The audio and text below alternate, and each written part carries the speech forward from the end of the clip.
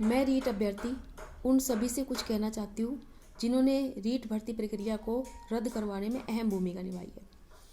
जब वैकेंसी आती है हम पूरी तरह से तैयारी में लग जाते हैं, ना दिन देखते हैं ना रात देखते हैं। रात रात भर जाकर भी हम पढ़ाई करते हैं कि हमारे अच्छे नंबर आए। कंपटीशन बहुत होता है। सिर्फ हमें एक ही टारगेट दिखाई देता है, 26 सितंबर।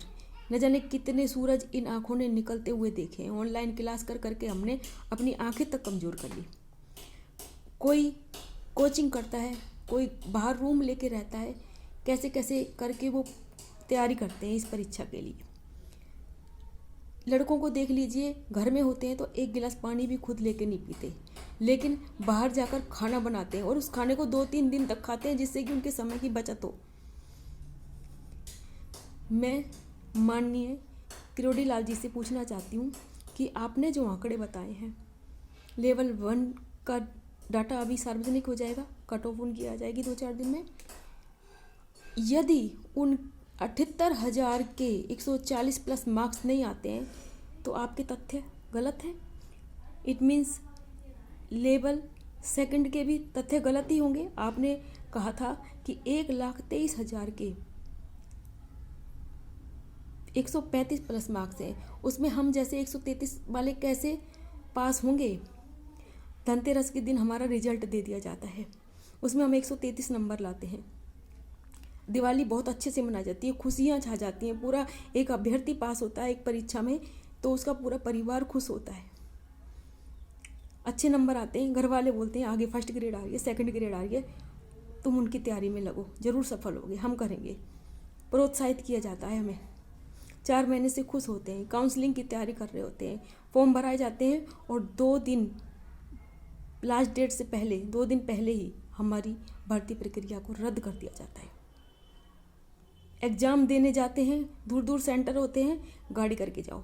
फिर रिजल्ट आता है, हमारे आंसर कुछ और होते हैं, उनके आंसर कुछ और होते हैं, आपत्तियां लगाओ, वो भी लगाते हैं। ठीक है,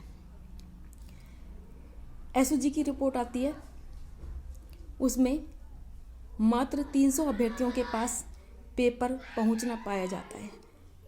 मुख्यमंत्री जी, इन 300 को अभ्यर्थियों को बाहर करके आप भर्ती प्रक्रिया करवा रहे थे, आप बहुत अच्छा काम कर रहे थे, लेकिन आपने भी परीक्षा रद्द कर दी। क्या सॉल्यूशन हुआ?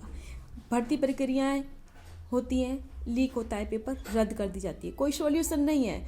आप तह तक जाते, सबको पकड़ते, ज्वाइनिंग देते हमें और शपथ पत्र भरवा लेते कि यदि आप भविष्य में नकल प्रकरण में दोषी पाए जाते हैं तो आपको अपनी जॉब छोड़नी पड़ेगी, वो भी हम सबसे करवा लेते, लेकिन हमें ज्वाइनिंग देते।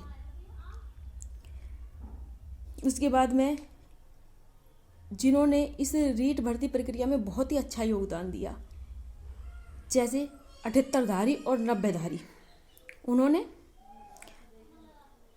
रद्द करवा के छोड़ा। मिल गई ना खुशी, अच्छा हुआ, लेकिन आपके लिए बहुत बुरा हुआ। आपने अपने पाँव पर खुद ही कुल्हाड़ी मारी है, क्योंकि आपका मुकाबला हमारे साथ था। पहले आप रह गए, 98% थे आप, हम 2% थे, हमारी आवाज़ नहीं थी, इसलिए हम कुछ नहीं बोले। ठीक है, अभी हमें ज्वाइनिंग लेने देते तो आगे कोई भर्ती आती तो आप उसमें ज़रूर सफल होते, लेकिन इस बार हमें ज्वाइनिंग नहीं लेने दी तो आगे भी तो मुकाबला हमारे साथ ही है, कहाँ से जीत पाओगे। हमने हमारे हथियारों को धार दे रखी है, मात्र रिवाइज करना है। परीक्षा रूपी युद्ध भूमि में जब बैठोगे ना, सब हथियार लेके बैठेंगे, लेकिन अभी आपको तो हथियार खरीदने हैं, कब उनको धार दोगे? हम तो धार दे चुके। अंत में मैं माननीय मुख्यमंत्री जी से कहना चाहती हूँ कि आप इतने ऊंचे पद पर बैठे हैं, आप कैसे ये स्टेटमेंट दे सकते हैं कि मैंने दबाव में आके भर्ती प्रक्रिया को रद्द किया? कैसे? आपने 98% का साथ दिया, 2% न्याय का साथ नहीं दिया, अन्याय का साथ दिया। मुख्यमंत्री जी, सच अकेला भी बहुत होता है। कौरव 100 थे, पांडव 5 ही थे, लेकिन जीत किसकी हुई? पांडवों की। श्री कृष्ण बनते हमारे लिए, उनके लिए धृतराष्ट्र बन गए आप। मुख्यमंत्री जी, हमको हाशिए पे लाके खड़ा कर दिया, हमारे लिए संज्ञान नहीं लिया गया, हमारे बारे में जरा नहीं सोचा गया। कितने सपने चूर चूर कर दिए आपने। मुख्यमंत्री जी, या तो रीट भर्ती परीक्षा को बहाल कर दीजिए या फिर हम 16,000 अभ्यर्थियों को इच्छा मृत्यु दे दीजिए और राजनीति खेलिए। हमको अपनी राजनीति में बेरोजगारों को पीस दिया।